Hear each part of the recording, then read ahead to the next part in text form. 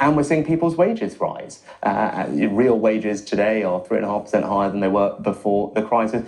Okay, let's just sit on a shelf that a decade of Conservative government has been responsible for soaring in work poverty and literally the worst decade of wage growth since the Napoleonic War.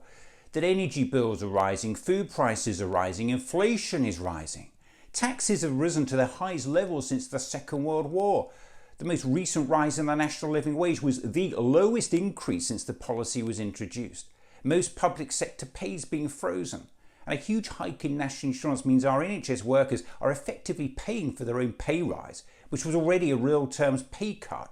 The figures the Chancellor relies on are the consequence of distortions in these statistics from lockdown and furlough.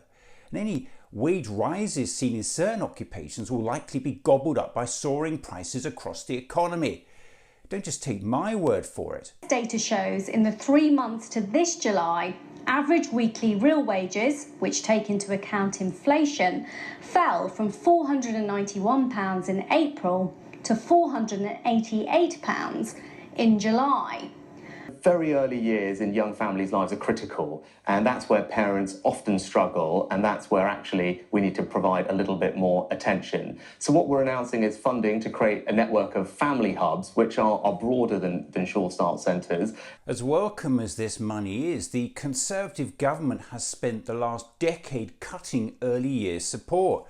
This is rebranding children's centres as family hubs and hoping no one will notice that over 1,000 of them have closed under the Conservative government since 2010.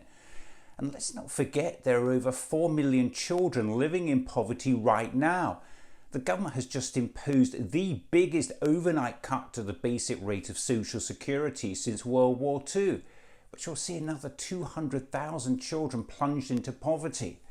And to cap it all off, the government has just hit hard-up working families with the highest tax burden in 70 years, whilst increasing child benefit by 10 pence a week. You'd have to save it every week for 2 months just to buy a tin of baked beans.